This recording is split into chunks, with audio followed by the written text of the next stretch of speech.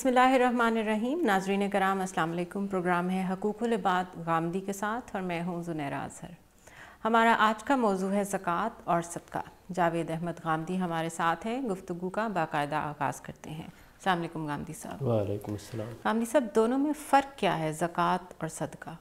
सदका एक आम लफ्ज़ है, यानी हर वो चीज़ जो आप अल्लाह की राह में देते हैं और ये समझते हैं कि ये एक हक़ था माशरे का जो आपने अदा कर दिया। सही। आपने किसी की मदद कर दी है, आपने किसी अज़ीज़ रिश्तेदार के साथ सिला रहमी का तरीका इख्तियार किया है, या आपने किसी और गरीब आदमी के हाथ पर कुछ रख दिया, ये सब सदक़ात हैं। सही। ज़कात सदक़ात की एक किस्म है, यानी ज़कात से मुराद ये है कि वो मुतय्यन रकम जो अल्लाह ताला ने आयत कर दी है और जो आपको हर हाल में अदा करनी है। सही। ये ऐसे ही जैसे मिसाल के तौर पर आप कहते हैं कि मैं इबादत कर रहा हूँ, तो इबादत में हर तरह की इबादत शामिल है, लेकिन उनमें से फिर नमाज जब आप कहते हैं तो उसका मतलब ये है कि इबादत में से एक ख़ास नमाज का आप जिक्र कर रहे हैं। सही।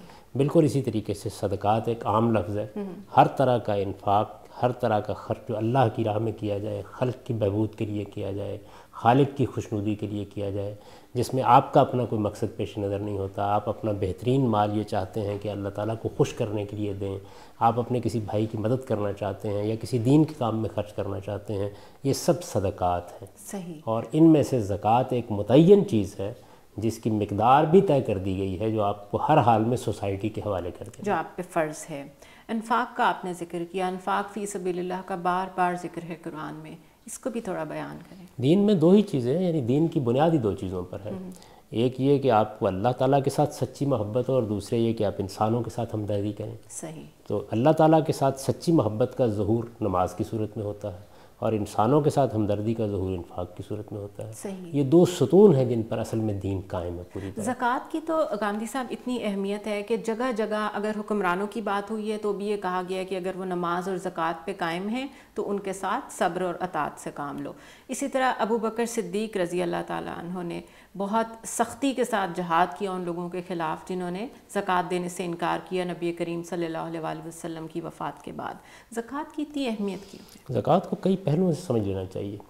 यानी देखिए, जब हम सोसाइटी बनाते हैं, माशरा कायम करते हैं, तो माशरे में आप माशी जद्दोजहद करके कुछ ना कुछ कमाते हैं, वो आपका अपना माल है। दीन एक तरफ आपके माल की हुर्मत कायम करता है, ये एक फितरी तकाज़ा है। यानी जो माल मैंने कमाया है, अपनी मेहनत से कमाया है, जायज़ तरीक़ों से हासिल किया है, उसको आप मुझसे ले नहीं सकते, मुझसे छीन नहीं सकते। ठीक। अब आपने सोसाइटी को चलाना है, सोसाइटी को चलाने के लिए आप कोई नज़म बनाएंगे, ये नज़म कबायली सतह पर हो या जदीद रियासत की सतह पर, ये तकाज़ा करता है कि सोसाइटी इसमें कंट्रीब्यूट करे माली लिहाज से। ठीक। अब सोसाइटी अगर कंट्रीब्यूट करेगी तो दो शक्लें हो सकती हैं। एक सूरत ये है कि सोसाइटी अपनी रजामंदी के साथ जो जी चाहे दे दे। जैसे मिसाल के तौर पर हमारे बहुत से इदारे हैं वो लोगों की डोनेशंस पर चल रहे हैं।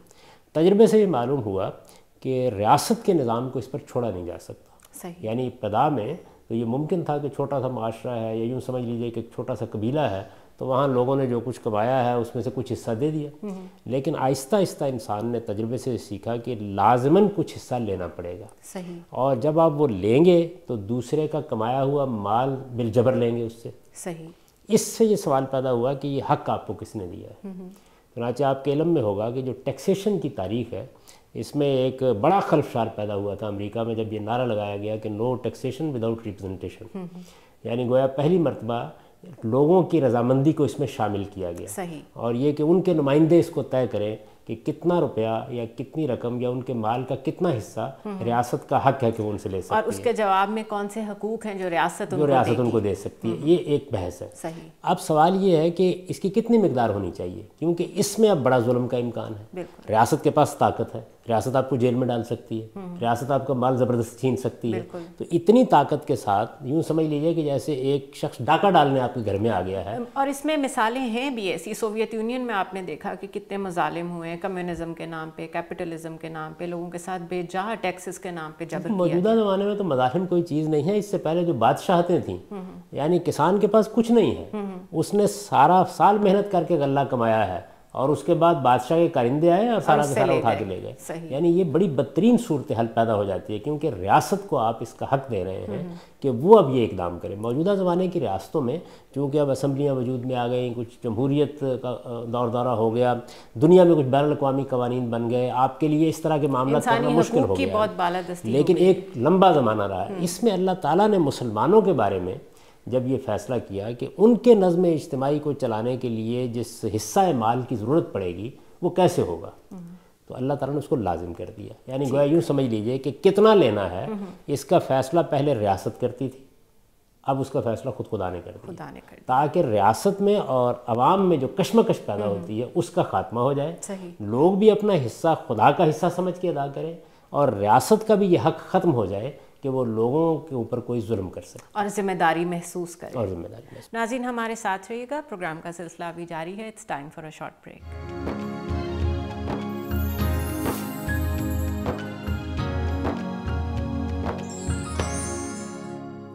ویلکم بیک ناظرین. حقوق العباد گاندھی کے ساتھ میں آج ہم زکوٰۃ اور صدقات کو ڈسکس کر رہے ہیں.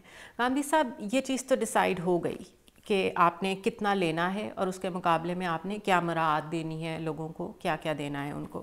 یہ بتائیے کہ اس کے بعد بھی ٹیکسیشن کی کوئی گنجائش رہتی ہے؟ اس میں صرف ایک چیز کی وضاحت کر دوں آپ کے سوال سے پہلے کہ یہ تو زکوٰۃ کا وہ پہلو ہے کہ جس کے لحاظ سے گویا وہ معاشرے کا ایک حق ہے جو آپ کو معاشرے کے ذمہ داروں کی سپرد کر دینا ہوتا ہے. اس کی اصل یہی ہے. لیکن اسلام کا معاملہ یہ ہے کہ چونکہ وہ خدا کے حوالے سے بات کرتا ہے تو اس نے اس سارے عمل کو عبادت قرار دے دیا. اس وجہ سے اس کو ہم قانون معیشت میں نہیں لاتے, اس کو ہم عبادات کے ذیل میں ذکر کرتے ہیں. اس میں دونوں چیزیں مل جاتی ہیں. یعنی ایک طرف یہ سوسائٹی کے لیے آپ کا کنٹریبیوشن ہے جو اللہ تعالیٰ نے طے کر دیا ہے, اور دوسری جانب سے یہ اللہ کی عبادت بھی ہے. چنانچہ اس میں پھر کسی خیانت کی کوئی گنجائش نہیں رہتی, جھوٹ بولنے کی کوئی گنجائش نہیں رہتی. آپ خدا کے سامنے جواب دیں, آپ کو یہ حق ادا کرنا. اگر آپ نہیں دیتے, آپ کچھ چھپاتے ہیں, اپنے مال کو چھپاتے ہیں, حصہ نہیں دیتے, تو آپ خدا کو جواب دیں. خدا کو جواب دیں. اور اسی کے نتیجے میں ایک اور چیز بھی اس کے اندر پیدا ہو گئی. وہ چیز یہ پیدا ہو گئی کہ اب چونکہ یہ خدا کا حق ہے جو آپ کو ادا کرنا ہے, تو اس حق کو ادا کرتے وقت آپ کے دل دماغ کی کیفیت کیا ہونی چاہیے. آپ کو اسے پاکیزہ مال میں دینا ہے. اس میں آپ کوئی چوری کا طریقہ اختیار نہیں کر سکتے. یعنی یہ چیز اس کے اندر آپ سے آپ در آئے گی, اور جب آپ اس ذمہ داری کو ادا کریں گے تو آپ کو یہ محسوس ہوگا کہ آپ نے در حقیقت اپنے پروردگار کو خوش کرنے کے لیے یہ اقدام کیا ہے. اس میں وہ کشمکش ختم ہو جاتی ہے جو عام طور پر ٹیکسیشن کے معاملے میں ریاست سے متعلق واقع ہو جاتی ہے. اب رہ گیا آپ کا یہ سوال کہ کیا اس کے بعد بھی, تو اصلاً تو اسلام یہ کہتا ہے کہ ریاست کو اپنا نظم اسی سے چلانا چاہیے. یعنی یہ وہ رقم ہے یا یہ وہ حصہ مال ہے جو بالجبر لوگوں سے لیا جا سکتا ہے. اس میں لوگ انکار نہیں کر سکتے.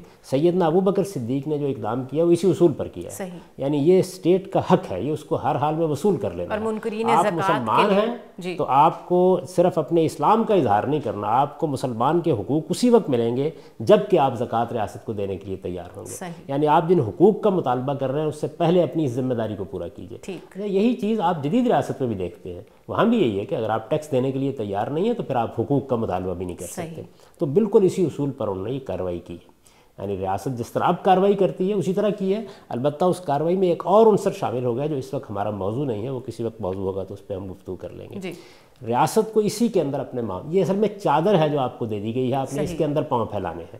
یہ آپ پہ ڈیپینڈ کرتا ہے کہ آپ اس کو کہاں تک لے جاتے ہیں. اور کیا اگر لوگ رضامند ہوں, مزید ٹیکسز گورنمنٹ لگانا چاہے, اس کے جواب میں وہ کچھ مزید مراعات بھی دینا چاہے اور لوگ اس پہ آمادہ ہوں, تو کیا یہ لوگوں کے اور ریاست کی ثوابدید پہ ہے کہ وہ اس کے علاوہ بھی کچھ دینا چاہیں؟ میں یہی عرض کرنے والا تھا کہ اس کے بعد اگر کوئی ضرورت ہے تو پھر اس ضرورت کے لیے آپ پہلے تو اپیل کیجیے. اگر آپ محسوس کرتے ہیں کہ آپ کی اپیل کا خاطر خواہ جواب آپ کو نہیں مل رہا ہے تو پھر آپ لوگوں کی رضامندی سے قانون سازی کر سکتے ہیں. یعنی ان کے ریپرزنٹیٹو بیٹھیں اور جو اسی بنیاد پر اور یہی مینڈیٹ لے کے آئے ہوں, اور پھر وہ ان کی طرف سے یہ فیصلہ کریں کہ یہ زکوٰۃ کی رقم ہے, اس سے اسٹیٹ کا نظام چلانے میں یہ مشکلات پیش آ رہی ہیں, اس نوعیت کی ایمرجنسی ہے, اس میں ہم فلاں فلاں ٹیکس لگا رہے ہیں. تو اس طرح یہ قدغن لگ گئی کہ زکوٰۃ کے علاوہ آپ لوگوں کی براہ راست رضامندی کے بغیر ان پر کوئی ٹیکس عائد نہیں کر سکتے. مختصر سا وقفہ لیں گے ناظرین, اور اسی پوائنٹ کو ہم مزید ڈسکس کریں گے کہ کیا جب ایک دفعہ ہمارے اوپر یہ ذمہ داری لگ گئی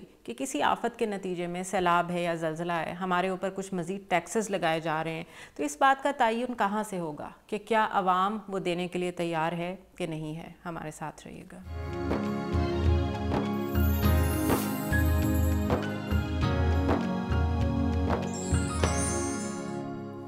ویلکم بیک ناظرین، حقوق العباد گامدی کے ساتھ میں آج ہم زکوٰۃ اور صدقہ ڈسکس کر رہے ہیں۔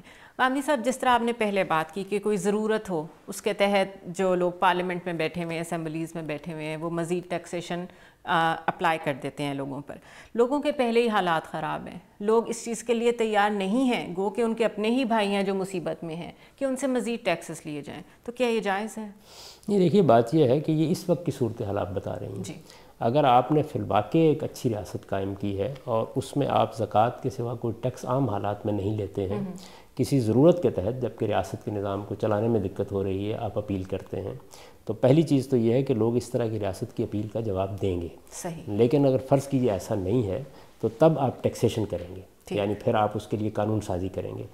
اس کا ایک لازمی نتیجہ یہ نکلے گا کہ جس وقت انتخابات ہوں گے تو سیاسی جماعتیں یہ اپنے منشور میں متعین کر کے لوگوں سے مینڈیٹ لے کر آئیں گی کہ اگر ضرورت پڑتی ہے تو اس حد تک ہم ٹیکس کے معاملے میں اپنی سفارشات پیش کریں گے۔ اس اصول کو ایک بار مان لیا جائے تو ٹیکسیشن کا پورا تعلق جو حکومت میں اور لوگوں میں پیدا ہوتا ہے یہ زیادہ لوگوں کی رضامندی پر مبنی ہو جائے گا، اور جب زیادہ لوگوں کی رضامندی پر مبنی ہوگا تو اس کے نتیجے کے طور پر لوگوں کے دینے کے عمل میں بھی تبدیلی آ جائے گی۔ اس وقت ہم جو ریاست کا اور عوام کا تعلق ہے اس میں بڑی دوری دیکھتے ہیں، یعنی اس میں در حقیقت ریاست اپنا کام کرتی ہے اپنے طریقے کے اوپر، سیاستدان لوگوں کے جذبات سے کھیلتے ہیں، اور پھر اس کے بعد آمریتیں آ جاتی ہیں، آمریتوں کے اپنے طریقے ہوتے ہیں معاملات کرنے کے۔ آپ ریاست کا مقصد کیا ہے، کس لیے قائم کی گئی ہے، اس کو بھی کہیں اوپر بیٹھ کے طے کر لیتے ہیں۔ جیسے ہمارا ملک ہے، اس کو ایک سیکیورٹی اسٹیٹ بنا کے رکھ دیا گیا ہے، درا حالانکہ اس کو ایک فلاحی مملکت ہونا چاہیے تھا۔ اس کا اصل ہدف یہ ہونا چاہیے تھا کہ لوگوں کے حالات دیکھے جائیں، غریبوں کو اٹھایا جائے، لوگوں کے اندر مساوات پیدا کی جائے، ان کے اندر دولت کی منصفانہ تقسیم ہو۔ یہ چیزیں بعید ہو گئیں اور ان کی جگہ ان چیزوں نے لے لی کہ جو در حقیقت بعض حکمران طبقوں کے اپنے کچھ مسائل تھے اور انہی کو وہ سامنے رکھ کرتے ہیں۔ تو اس وجہ سے اعتماد کا رشتہ مجروح ہوا ہے، اعتماد کا بحران ہے اس وقت، یعنی لوگ حقیقت میں کچھ بھی دینے کے لیے تیار نہیں ہیں، وہ انتہائی مجبوری میں دیتے ہیں۔ تو ریاست میں جب تک آپ اعتماد پیدا نہیں کرتے، جمہوریت کیا چیز ہے؟ جمہوری کلچر اصل میں اسی اعتماد کا نام ہے۔ دیکھیے، بادشاہوں کو بھی لگان یا ٹیکس اسی وقت ملتے تھے جب وہ لوگوں کا اعتماد حاصل کرنے میں کامیاب ہو جاتے تھے، ورنہ اس وقت بھی یہ ظلم ہی ہوتا تھا۔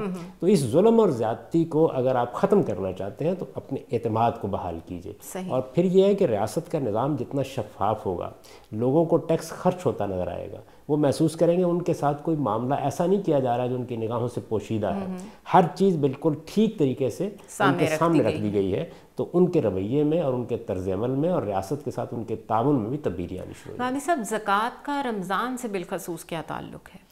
اس کا کوئی تعلق نہیں ہے۔ رمضان کا مہینہ چونکہ ایک برکت والا مہینہ ہے، لوگ یہ سمجھتے ہیں اس میں کوئی اچھا عمل کیا جائے گا تو اللہ تعالیٰ اس کا زیادہ اجر دیں گے، اس کی اللہ تعالیٰ نے اپنے پیغمبر کے ذریعے سے تعلیم بھی دی ہے، تو اس کے نتیجے میں وہ سمجھتے ہیں کہ اس مہینے کو مقرر کر لیجیے۔ اصل میں مال کی زکوٰۃ میں ایک مشکل یہ ہے، جہاں تک پیداوار کی زکوٰۃ کا تعلق ہے، جب پیداوار ہوگی آپ کو دیں گے۔ آج پیداوار ہوئی ہے، صنعتی پیداوار ہوئی ہے، آپ کے گھر کا کرایہ ملا ہے، کوئی اور صورت پیدا ہو گئی ہے، تو وہ تو آپ کو اسی وقت ادا کر دیں گے۔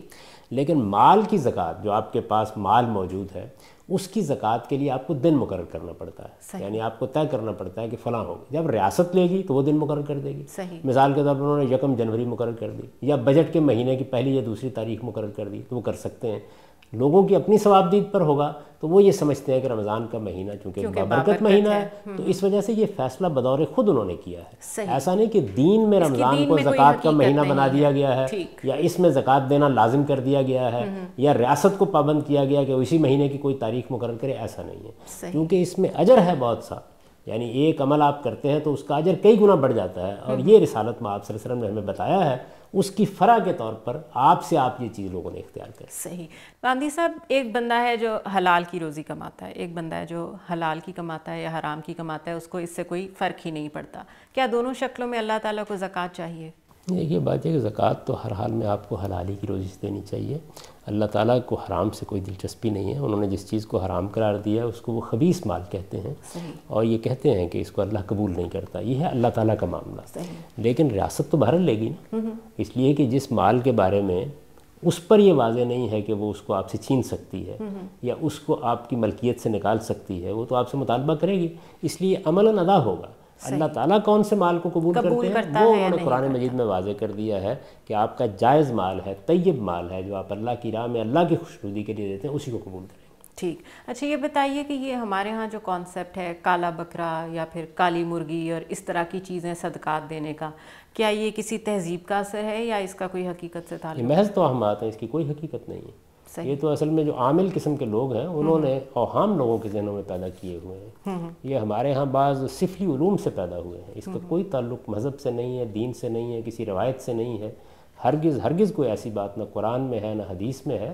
صدقہ جہاں تک تعلق ہے اس کے بارے میں بھی ہمارے ہاں عام طور پر سمجھتے ہیں کہ آپ اس طریقے سے کوئی بکرے کا سر کہیں رکھ دیں گے یا آپ کوئی اس طرح کی قربانی کریں گے. نہیں، اس کی کوئی ضرورت نہیں ہے. آپ جو کچھ بھی اللہ کی راہ میں دیتے ہیں وہی صدقہ ہے، اور اس میں لوگوں کی ضروریات دیکھنی چاہیے. یعنی آج کس کی کیا ضرورت ہے. آپ کے ہمسائے میں ایک بچی ہے جس کو گھر سے اٹھانا ہے، آپ کے ہمسائے میں ایک بچہ ہے جس کی تعلیم کا بندوبست کرنا ہے، آپ کے ہمسائے میں آپ کا کوئی عزیز رہتا ہے جس کی کچھ دوسری ضروریات ہیں. تو ان ضروریات کو پورا کرنا چاہیے. یعنی اصل میں آپ کو دیکھنا چاہیے کہ آپ کے معاشرے اور آپ کے گرد و پیش کی ترجیحات کیا ہیں. تو یہ تو مختلف قسم کے عاملوں کے سکھائے ہوئے ٹوٹکے ہیں. ان کا کوئی تعلق مذہب سے، دین سے، اخلاق سے، تہذیب سے نہیں ہے. بالکل. اچھا گاندھی صاحب، آپ کتنی اچھی چیز اللہ کی راہ میں دیتے ہیں. جو چیز اپنے لیے پسند کرتے ہیں وہی اپنے بھائیوں کے لیے وقف کرتے ہیں، یا جب وہ ضرورت میں ہے تو آپ نے گھروں میں سے وہ چیزیں اٹھا کے دے دیں جو آپ کے لیے بیکار ہو گئی تھیں، آؤٹ آف فیشن ہو گئی تھیں. یہ بھی دیکھنے میں آیا ہے. اس میں نیت کا کتنا عمل دخل ہے؟ جو چیز آپ اللہ کی راہ میں دے رہے ہیں اس میں آپ کی نیت کیا کردار ادا کرتی ہے؟ بنیادی کردار. تمام نیک اعمال میں تو یہ اصول قائم کر دیا گیا کہ انما الاعمال بالنیات. اور اللہ تعالیٰ نے قرآن مجید میں بھی سورہ بقرہ میں یہ واضح کر دیا ہے کہ جس چیز کو تم خود لینے کے لیے تیار نہیں ہوتے، اگر تمہیں دی جائے تو تم کبھی قبول کرنے کے لیے تیار نہ ہو، تو انسان کو شرم محسوس کرنی چاہیے کہ وہ اللہ کے لیے پیش کرے. اپنا بہترین مال اللہ کی بارگاہ میں پیش کرنا چاہیے. یہ ایک الگ چیز ہے کہ آپ کے پاس اگر کوئی زائدہ ضرورت چیزیں ہیں تو آپ دے دیں، لیکن یہ کہ ان کا دینا ایک اور چیز ہے اور اسی کو انفاق سمجھ لینا ایک بالکل دوسری چیز ہے. انفاق کی روح یہ ہے کہ وہ اللہ کے لیے ہو، اللہ کی خوشنودی کے لیے ہو، بندوں کی بہبود کے لیے ہو، بہترین مال کے ساتھ ہو، حلال و طیب مال کے ساتھ کیا جائے. یہ انفاق ہے جو اللہ کی بارگاہ میں قبول ہوتا ہے. یعنی دنیا میں ہم بہت سے معاملات کرتے ہیں اور عام حالات میں ہماری ضرورت بھی ہوتی ہے. گھر میں اگر کوئی مثال کے طور پر فالتو چیزیں پڑی ہوئی ہیں تو کسی کو دیں گے نا، لیکن یہ ضروری نہیں ہے کہ وہ اللہ کے ہاں وہ انفاق بن جائے کہ جس کو اللہ تعالیٰ کی قبولیت کا شرف حاصل ہوتا ہے. اللہ کے ہاں انفاق کی روح وہ ہے جو میں نے آپ کی خدمت میں عرض کر دی. بہت شکریہ گامدی صاحب، آپ نے ہمارے لیے وقت نکالا. ناظرین، پروگرام آپ نے دیکھا. زکوٰۃ اور صدقہ، اس معاملے میں نیت کتنی اہمیت کی حامل ہے آپ نے دیکھا، اور یہ اصل مقصد لوگوں کی مدد ہے. یہ نہیں ہے کہ آپ سے زبردستی کوئی کچھ لے لے یا آپ وہ چیزیں لوگوں کو دے دیں جو آپ کے لیے فالتو ہیں. ہمارے ساتھ رہیے گا اگلے پروگرام تک کے لیے. اللہ حافظ.